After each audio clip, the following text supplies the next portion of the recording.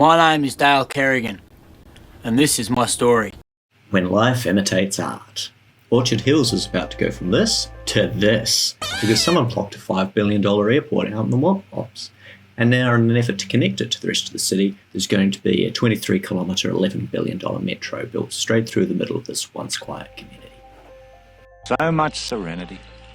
So we're going to run you through what's going to happen to this land of milk and honey. The state government's proposing 11,600 homes, a 73-metre maximum height to the tallest building, with heights veering out from there. A metro station, only one school and no sunshine TAFE. 50 hectares of open space and playing fields. I reckon values around here are... We'll look at which landowners potentially make a mozza and which ones have the misfortune of part or all of their properties being compulsorily acquired. So, let's cut into it. Welcome to Orchard Hills Metro. The metro station's the central point in this new hub of development. The cutting is well underway, and the line will connect Orchard Hills to the new Western Sydney Airport via London, and to the north it'll connect it into the St Mary's stop on the main heavy rail line. The metro station itself looks like a cautionary tale in value engineering. Very little architectural value added here by the public-private partnership. The architectural mood boards speak of the vibrant colours of the local environment. Oh, it'd be wonderful if they used more than two of them. You could almost say that the current colour scheme has the energy of a morgue, and I'd love to see them break up these long walls with different textures, angles and colours. But, functionally, it's a pretty sound station. You are an ideas man, Steve. It ties in really well with active transport modes, the pedestrian pathways and the cycling trails. For vehicular, it's got a tie-in with the bus stops, taxi stands. There's not very much parking, but until all the future development sites are built out, there'll be plenty of room for that.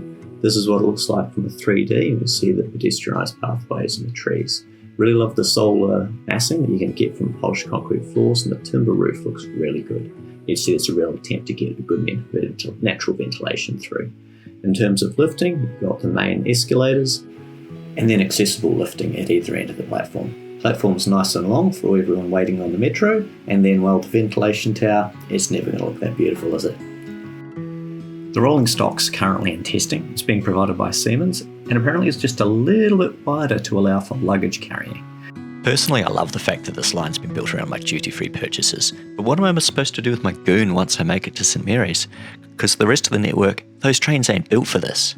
Our Crescent was going to be the heart of a major housing development. What's going to be built? In terms of built form, the highest point's 73-metre high tower, with all the other buildings radiating lower from there. And that's a lot of height compared to the surrounding area. I mean, cripes, from the penthouse you're looking directly into Nathan Cleary's living room.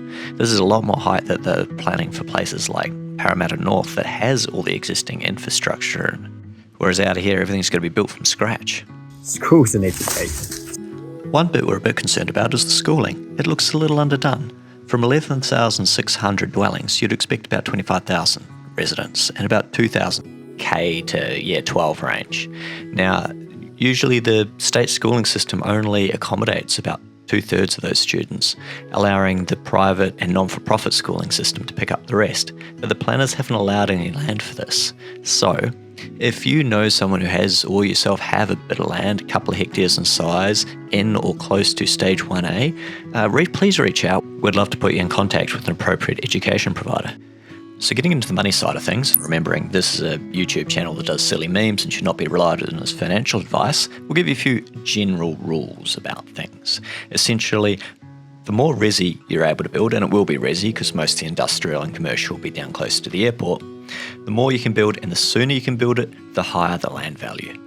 So looking at this here, this will be done in sections. So 1A is going to happen between 5 and 10 years from now, B 10 to 15, and then C a lot further down the track, who knows. The reason is because there's not enough water or electricity infrastructure in play currently. And Sydney Water has not completely bought in on the time frame. So in Stage 1A, there's enough service capacity for 3,700 homes, but they're wanting to build 4,500. So we've got to wait.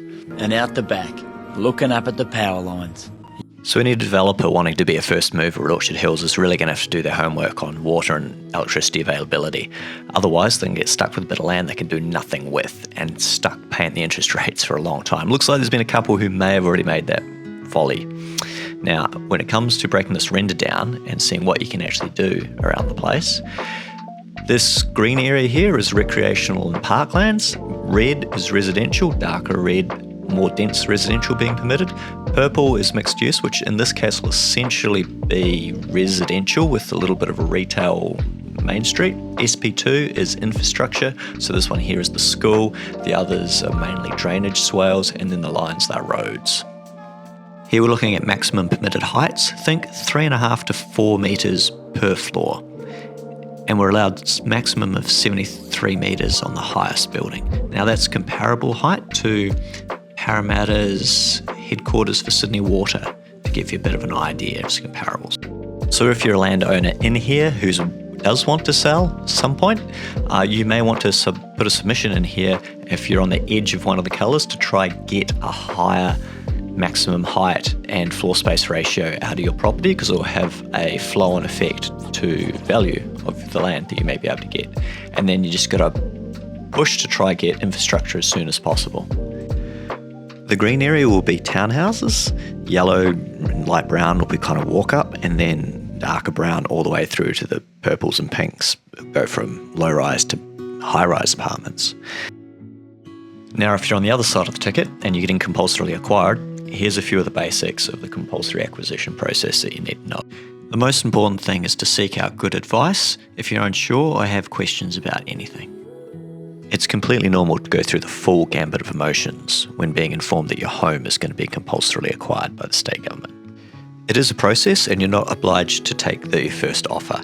In fact, the costs of appointing a lawyer and potentially a valuer and even maybe someone to manage the process is potentially recoupable under the Act, along with another number of other inconvenience costs.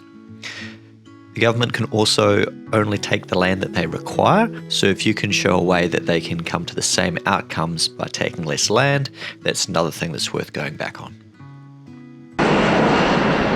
Airbus, Brisbane via Sydney. It could be as little as 18 months until these planes start coming over, and 70 decibels in here, where the main development's happening, that's about as loud as a vacuum cleaner, or probably twice as loud as you're listening to this audio right now. The new buildings will hit performance standards around noise cancellation, but the existing houses, they're not really built for it. You can have your say about what gets built out there too. Under the New South Wales State Government's Have Your Say page, it's on exhibition until the 6th of February, so feel free to have your say. Otherwise, until next time. Hi, Mr. Kerrigan. Look, if this is about my truck on the nature strip, I've had it out with you guys. No, I'm a valuer with the local council. I'm here to do a land valuation. What for? Well,